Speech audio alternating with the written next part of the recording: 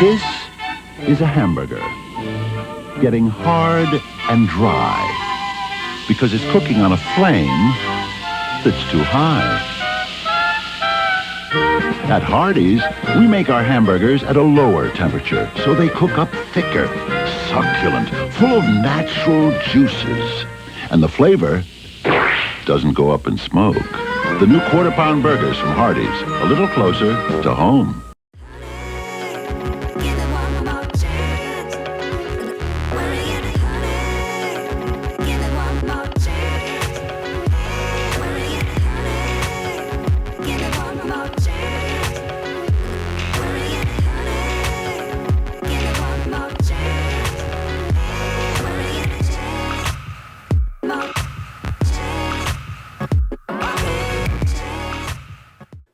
Hello everybody, and thank you very much for your time today. And today I'm coming to you from Charleston, South Carolina. Yes! Alright guys, let's get into it. This is not a bank that I'm showing you. This is not a law firm that I'm showing you. This is a former Hardee's. So I believe this to be the world's fanciest Hardee's. But of course, it's abandoned and closed as it sits right now.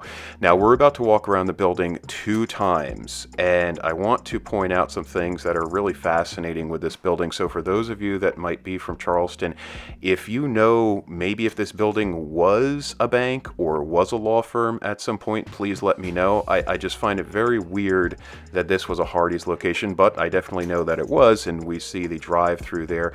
You see the weird little door next to the drive-through. Now, I know a lot of Hardee's, and specifically the one that we used to live near in Pittsburgh, right down the street from Wally B, by the way, shout out Wally B, is they used to have this like weird window that like was almost accessible by the patrons in the Hardee's, but that was a really old school Hardee's, so I'm not sure how things were maybe set up back in the 80s.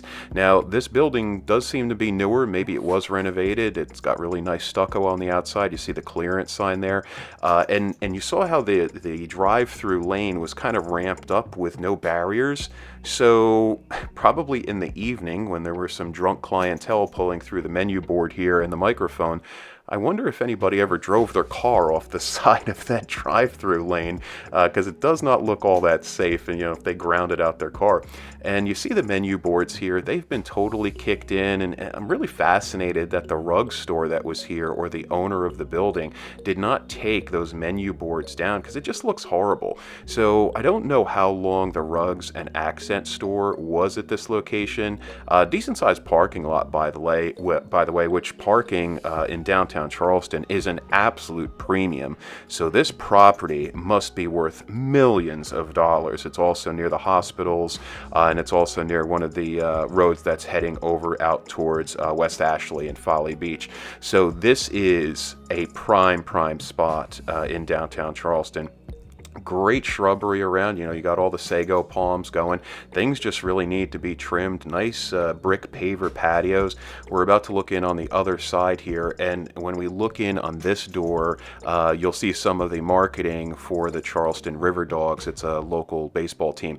Now, for those of you, again, from Charleston that maybe have been to this location, what was up on the second floor? Was it just area to sit down and eat? Was there a little play place possibly up there for kids? I probably doubt that there was a play place. I assume maybe it was just extra seats up there, because it's a really small area down here.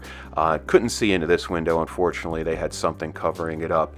But again, there really wasn't much done after Hardee's leaving here, other than the point of sale terminals being taken away, and I assume a lot of the machines, obviously, to make the food, the fryers and the grills and stuff like that.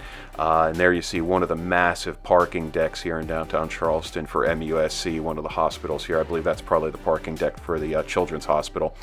And we're making our second walk around here. Look at that little tiny door at the drive-through window. Here's the regular door off to the right side. And there you see some nice pictures of downtown Charleston and the Ravenel Bridge. And it looks like the rug place came in and just set up their rugs and really didn't do anything else. But really fascinating place here. And again, I truly believe it to be the world's fanciest HARDEE'S. Abandoned, of course. So if you know of something fancier, please get out there, film it, put it on your YouTube channel, start a YouTube channel, and join me next time in the next video, guys. And don't forget to subscribe. We are almost to 1,000 subs. Thank you so much. Bye-bye.